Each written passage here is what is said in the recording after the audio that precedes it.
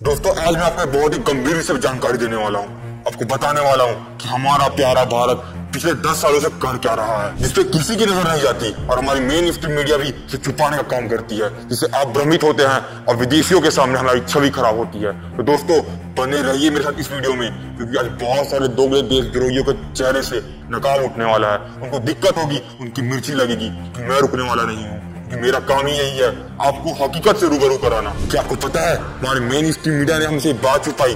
पिछले 9 वर्षों में अब तक 24 करोड़ 82 लाख लोग बहुआयामी गरीबी रेखा से पार जा चुके हैं। दोस्तों आपकी बात पता होना चाहिए कि गरीबी दर अनुपात में तीव्र गिरावट हुई है। 2013-14 में केवल 29.17% था और 22-23 में घटकर 11.7% हो चुका है। भारत ने अपने फाइनेंशियल करियर में उल्लेखनीय उपलब्धि हासिल की है। सन 2000 से लेकर अब तक भारत ने विदेशी निवेश के नाम पर $1 ट्रिलियन प्राप्त किए हैं, जिसमें सन 2014 से लेकर 2024 तक का डाटा $700 बिलियन का है। दोस्तों भारत अब केवल आईटी सुपर पावर नहीं, बिजनेस सुपर पावर बन चुका है। जहाँ 2014 में आईपीओ साइज 450 करोड़ हुआ करता था, वो बढ़कर 1400 करोड़ रुपए हो चुका है। दोस्तों भारत 2024 में दुनिया का सबसे बड़ा आईपीओ मार्केट बन चुका है। अभी यूरोप और अमेरिका जैसी कंपनियों में लिस्टेड हो चुका है। अब भारत नौकरियां मांगता नहीं, नौकरियां देता है। दोस्तों आपको तो याद ही होगा वो दौर 2014 से पहले जब भारत की एविएशन को गालियां दी जाती थी। यहाँ भारत एविएशन सेक्टर में भी कमाल कर रहा है। अब भारत दुनिया के तीसरे सबसे बड़े एविएशन बाजार बन चुका है। दोस्तों जहाँ 2014 में भारतीय एविएशन में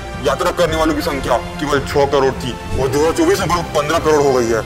इसका सीधा मतलब ये बनता है कि मिडिल क्लास भी भारतीय हवाई यात्रा कर रहा है। ये बात जानकर आपको हैरानी होगी कि 100% रेलवे इलेक्ट्रिफिकेशन हो चुके हैं और बुलेट ट्रेन भी आ रही है। भारत का इंटरनेट सेटअप किसी छुपा नहीं है।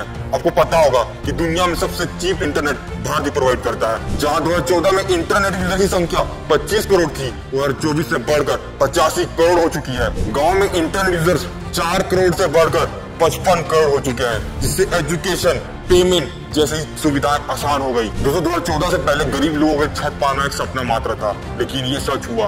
अब तक कुल 4 करोड़ लोगों को पक्के घर दिए जा चुके हैं और केवल 10% ऐसे लोग हैं जो बिना घर के हैं, जिसकी संख्या 2011 में 30% थी।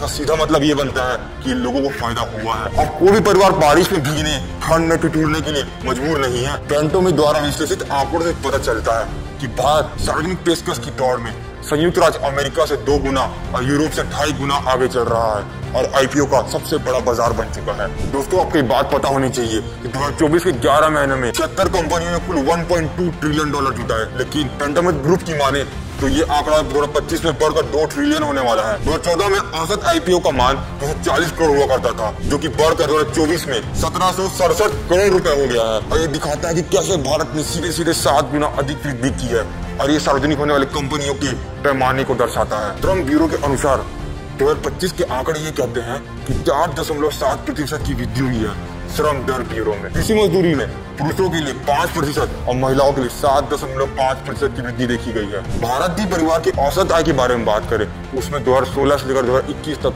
57% की वृद्धि हुई है।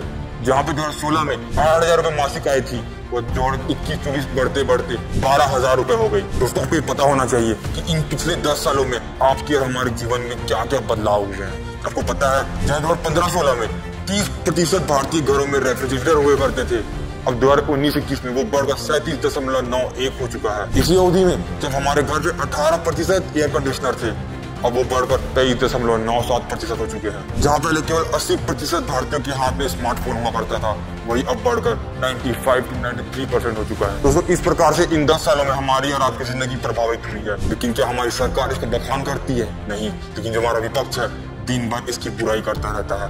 मैंने इसी पे एक बात कही थी, कुत्ते भौंकते हैं अपनी मौजूदगी का एहसास दिलाने के लिए, जंगल की शांति ही शेर की मौजूदगी बयां करती है। दोस्तों इस बढ़ते हुए भारत पे आपकी क्या राय है, कमेंट बॉक्स में जरूर बताएं और मेरा ये वीडियो उन दोगले देशद्रोहियों तक जरूर पहुंचा दें।